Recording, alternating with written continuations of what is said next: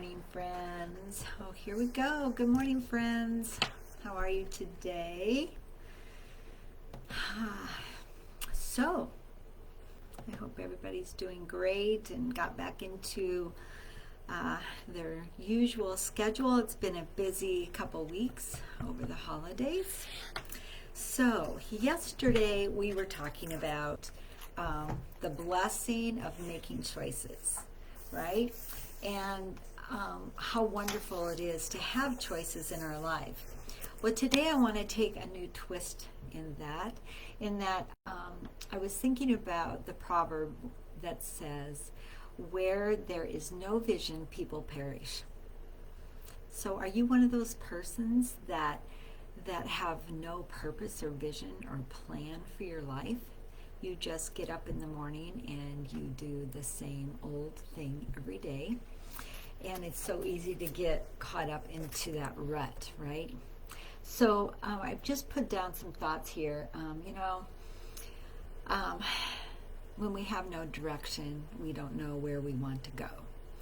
And oftentimes we might even have a direction to go, but then we allow fear, self-doubt, and the opinions of others to stop us from taking that first step.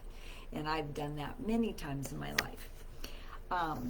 So I have to say right now I'm speaking to myself, even though I'm sharing with you, but oftentimes I do let doubt just stop me from taking that next step.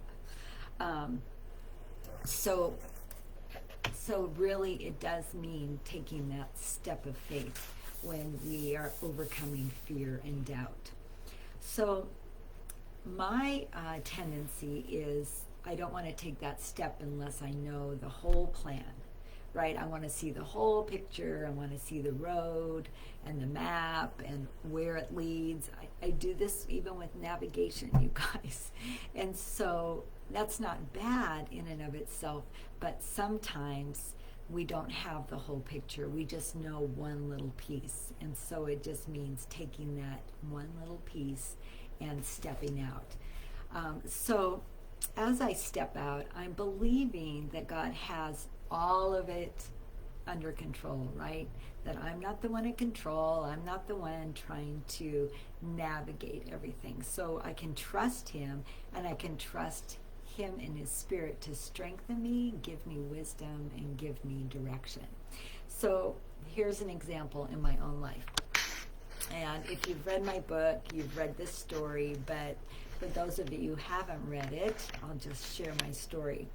So one Sunday, when I was 49 years old, I was at church Sunday morning, and the pastor was preaching on Joshua and Caleb. And it was when they were sent in as spies to go check out the promised land, right? And they came back and they were just excited about this promised land and what God had for them and the abundance of this land. And so, long story short, it was a challenge, but because of those two men's faith, they did end up going forward and moving into the promised land.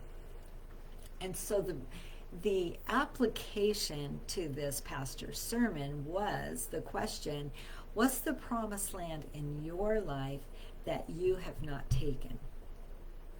And literally, it was just like the Lord Himself was tapping me on the shoulder and said, nursing. Well, I had wanted to be a nurse for several years, had taken some classes, but by the time I was 49, that was on the that wasn't even on the back burner anymore, right? It was in the trash. And it was like, wow, to get my nursing degree, right?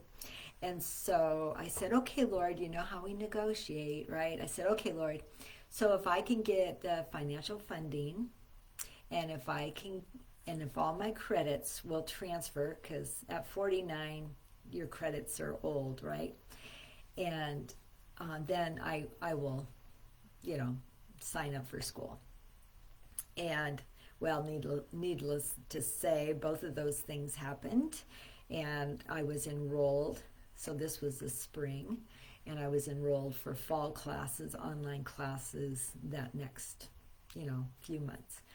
And so in my mind, I thought the promised land was going to be getting my nursing degree. Well, little did I know that that was only the beginning, that I was actually just on this journey. Yep.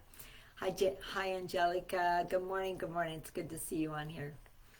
And so that was the beginning. And here I am, 10 years down the road of being an RN, and I've had the opportunity to invest in the lives of those that with intellectual and developmental disabilities. And I love not only caring for them, but I love training and teaching and being available for the DD community. So I would have never thought that this journey would take me beyond just, just being a nurse. Little did I realize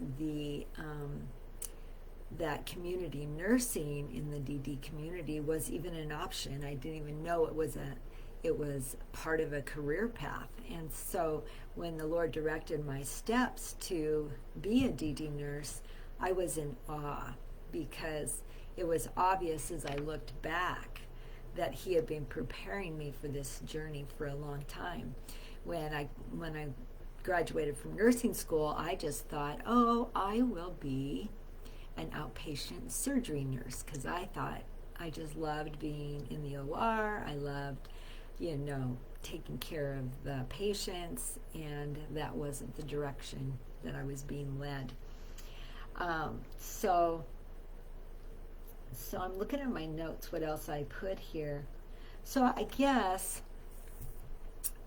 my promised land has really turned into the opportunity to serve and to pour out and to love on people.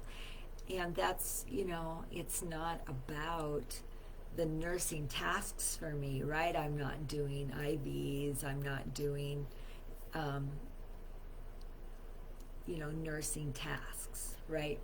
But I am investing in people, and that's what I love the most. So I just want you to pause, just like as I paused that Sunday morning. Is there a vision in your life? Is there a promised land that you've not taken hold of? That you've been created for, because it's in there, it's in what God has for you, is fullness of joy. So it's so exciting to be at the beginning of the year, right? Because I remember 10 years ago, I couldn't find a job. I had moved here to Salem, Oregon, and I couldn't find a job because my RN degree was a 2-year degree, and they were only hiring a bachelor's degree at the hospital. They had just changed the rule. And I thought, well, I'm too old to try to go to a 4-year college, right? But I ended up starting to work for a developmental disability agency, and it was a perfect fit. And then I was able to go on and finish my bachelor's degree online. And so all the steps came together, which is so amazing. Just to share this, I was a really poor student in high school, all through school. I struggled with reading, I struggled with comprehension. And it wasn't until I just said yes to Jesus, I want to follow you, that I started growing in my ability to read. I loved reading my Bible. And so for me to go to nursing school was like over the top, like crazy, because in nursing school you have to sustain a B average, or you have to leave school. And so that in and of itself was a miracle in my life. And so you can see why just the vision of getting my degree was huge. But now it's so much more. So I want that for your life. It doesn't mean it has to be academic. It just means maybe it's starting a new business. Maybe it's becoming a foster parent. Maybe it's so much more, right? Our opportunities are endless. And so I just encourage you to look at the vision and purpose that's on your heart and just take that first step. And maybe it's just going and talking to someone that's already done it. Like maybe you want to open a bakery. Well, go see if you can visit with somebody that owns a bakery. That might sound funny because it's your competition, right? But it doesn't mean you can't go to another community and go talk to that bakery, so you're not a direct competition. But just step out and step into what God has for you. And Angelica, I'm glad that speaks to you, because I know for me, I just limited myself and I put myself in a box because I didn't believe in myself. But the cool thing is God believes in us because He's our creator. So have a great day, and I'm looking forward to hearing back on everyone's vision and purpose for your life. So thanks, Laura, for joining. You guys have a great day, and I'll see you tomorrow. Bye.